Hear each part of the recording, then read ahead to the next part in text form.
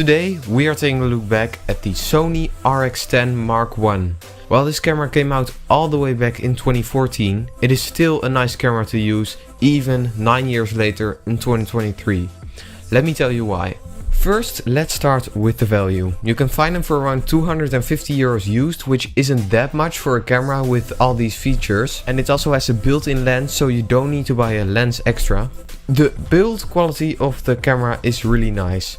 It feels really well made and good in the hands, and it feels really durable, like it's gonna last you a very long time. It is also a really nice body with a lot of features. So for example, you can choose if you want a clicky aperture or if you want a smooth aperture ring. When I switch this, now it is a smooth aperture. You can also see a screen here on the top for information. It is really nice to have it. And the flip screen is also cool. However, it isn't able to do a front facing flip. So only when you are behind you can go up and you can go down. But if you are doing vlogging or something, then this one isn't for you because you can't see yourself. And for ports and buttons, it has on the top a nice dial and a multi-interface shoe, so you can connect microphones from Sony. Exposure dial where you can change the exposure. A shutter button with zoom and on and off switch. And here multiple buttons for movie recording and other buttons that you can all customize. So the amount of buttons is really nice, and unlike some other Sony cameras, it does have a lot of buttons, which means you can really dial stuff in, and that's something that I really like to have. And on the side it has a single SD card slot, however no options for 2 SD cards. And we also have a headphone jack, a microphone port, a micro USB for charging, but you can also connect a cable to it for the multi-port, and also a micro HDMI port. And on the front you can see it has manual focus adjustments. However, I noticed that I don't really use it often here on the front because it's really tiny and small, and I don't remember these positions. Like, I'm not sure if the manual focus is on the top or on the bottom. So not a big fan of this one. But I have now changed the AEL button to switch between manual focus and continuous autofocus. And there's also a dial here. So lots of options for customizing. So for battery life, it only has a single NPFW50 battery. They are really small and really tiny. They don't last for a very long time. So that's kind of annoying, and that's one of the biggest downsides of this camera in my opinion. However, they are really cheap. So you can pick up one battery for around 15 to 20 euros. And you can charge them through the micro USB port. So no need to buy an extra charger or something. Like I said, it has a nice flip screen, but not for vlogging because it can't go to the front. But the screen brightness is also adjustable, and it can go pretty bright for outdoor use. And it also has an electronic viewfinder, and it will detect if your face is in front of it, and if it is, it will automatically switch over to the electronic viewfinder. And the viewfinder is really good quality, and I don't have any issues with it. However, it is fixed position, and I also think that the screen quality is still nice. However, it isn't a touchscreen, so you will need to do all the settings and menus, and also for autofocus, all with the buttons. It has a built-in non-removable lens, and it has a 1-inch sensor. So it isn't a massive sensor because the body is pretty big. The RX100 series, which is a lot smaller, also has a 1-inch sensor. However, this one does have a constant f2.8 aperture from right here all the way zoomed in, which is really impressive. And the zoom is 24 to 200 millimeters, 35 millimeter equivalent. And you can use, for example, the ring for focus. And right now you can see it is in manual focus. So if I adjust this one, it will adjust the focus. But when I go into autofocus mode, I can use it for zoom.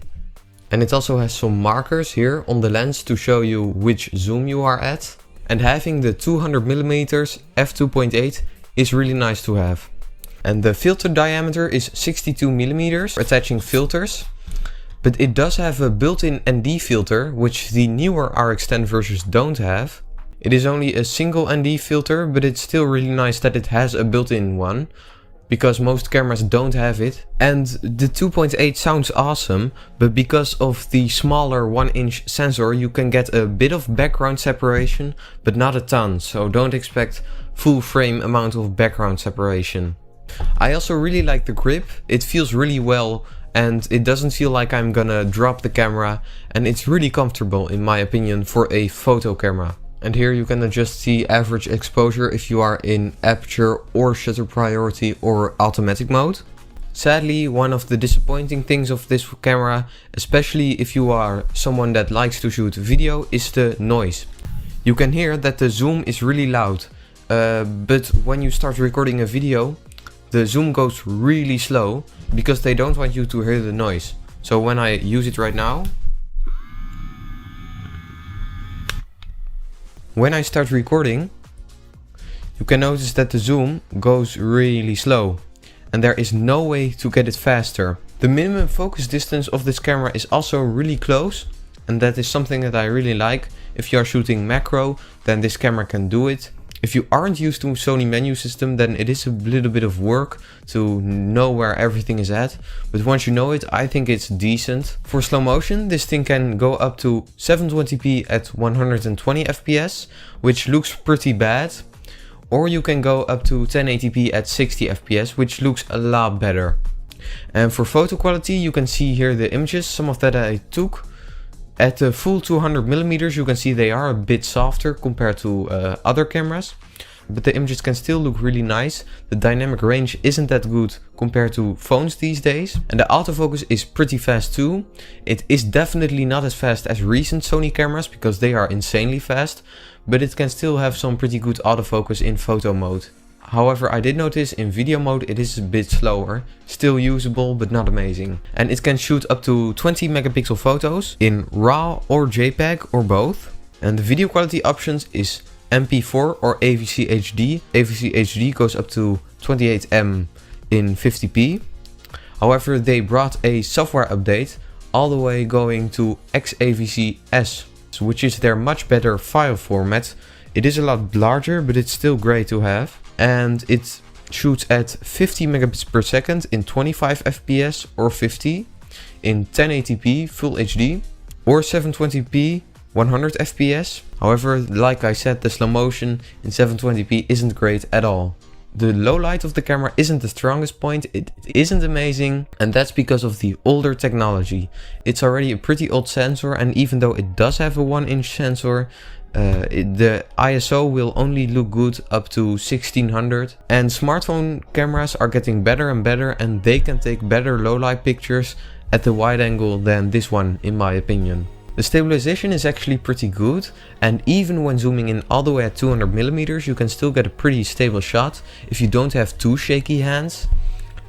It also has a stereo microphone on the top. While the microphone isn't amazing, it's still decent. So should you still buy one of these today? I think it really depends on who you are.